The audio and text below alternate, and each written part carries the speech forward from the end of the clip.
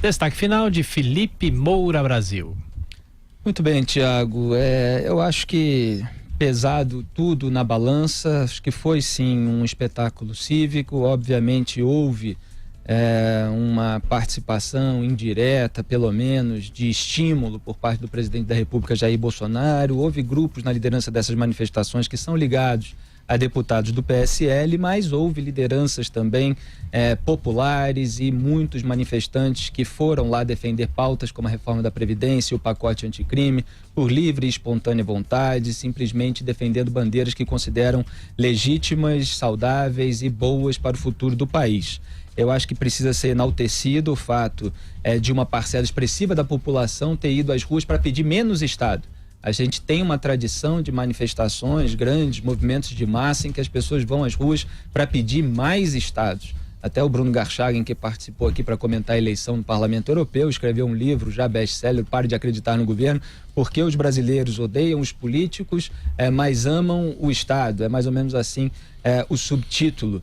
Então, eram pedidos por mais gastos públicos, que às vezes vinham camuflados, vinham disfarçados de cobranças por mais direitos. E são direitos, muitas vezes, que são benefícios, por exemplo, que dependem de recursos disponíveis no orçamento, que depende da arrecadação, que depende do pagamento de impostos, que depende justamente do trabalho do cidadão comum, empresário, empreendedor ou empregado na iniciativa privada. Então, dessa vez, houve uma manifestação, em boa parte, pelo menos, acho que talvez tenha sido a pauta comum, a defesa da reforma da Previdência. Então, uma manifestação que pedia menos Estado, que pedia menos gasto público, mesmo que isso provocasse, ocasionasse um sacrifício individual desse cidadão comum que foi à rua se manifestar, que tivesse, por exemplo, uma aposentadoria menor do que tem hoje. Então isso precisa ser louvado, e tem o fator da crítica aos parlamentares. Isso houve sim na manifestação de ontem, do domingo 26 de maio, a crítica aos parlamentares é absolutamente legítima, ela faz parte do jogo democrático também. Se houve aqui e ali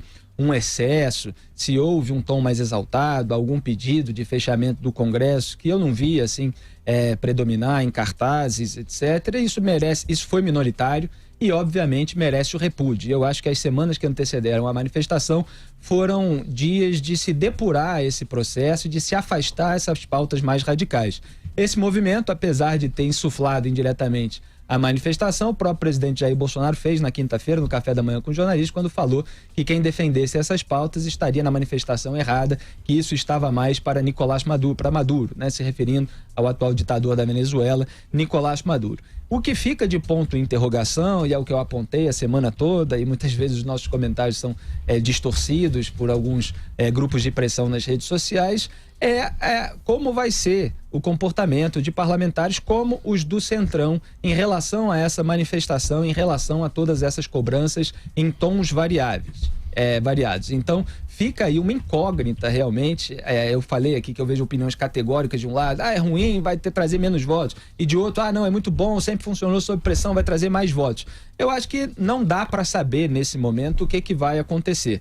Houve sim uma pressão, houve uma amostra significativa de que a população está de olho. Quer dizer, se a represália for muito intensa ao governo por ter estimulado indiretamente a manifestação, pode haver uma nova indignação, uma nova revolta popular que cause até uma manifestação ainda maior. Mas houve a irritação sim dos parlamentares com essas iniciativas, e isso pode fazer com que eles dificultem o jogo de algum modo. É bom lembrar, até para o cidadão comum que foi às ruas, a diferença entre uma eleição majoritária, como a eleição para presidente, e a eleição para parlamentares, para deputado ou senador. São 88 senadores, são 513 deputados. Então, os parlamentares, muitas vezes, eles não estão preocupados com o desejo da maioria da população. Ele está preocupado em atender aquele nicho que é minoritário, mas é responsável suficientemente pela sua eleição. Vocês podem pensar, por exemplo, nos casos de Aécio Neves e Gleisi Hoffmann, quando hoje que eles teriam os votos da maioria da população brasileira. E, no entanto, eles foram eleitos deputados. ambos deputados federais, ambos que eram senadores e por ter a imagem desgastada nos últimos tempos, acabaram descendo um degrau no Congresso e foram eleitos. E o próprio deputado Elmar Nascimento, do DEM da Bahia, aqui entrevistado hoje pelo Jornal da Manhã, disse que a maioria no Nordeste é contra a reforma da Previdência, especialmente no estado dele. Então houve esse alívio que está sendo já noticiado hoje por parte do Centrão, de que a manifestação não conseguiu engrossar o caldo suficientemente no Nordeste, por exemplo, que é o reduto eleitoral de vários líderes do Centrão. Então tem muita gente ali no parlamento que está mais preocupada com o seu reduto. E não importa muito se a maioria está pedindo outra coisa. Então vai continuar havendo dificuldades e toda essa manifestação não exime o presidente e todos os membros do seu governo de continuarem na articulação política legítima, de diálogo, de convencimento, de argumento persuasivo para aprovação das suas medidas. É isso, Thiago.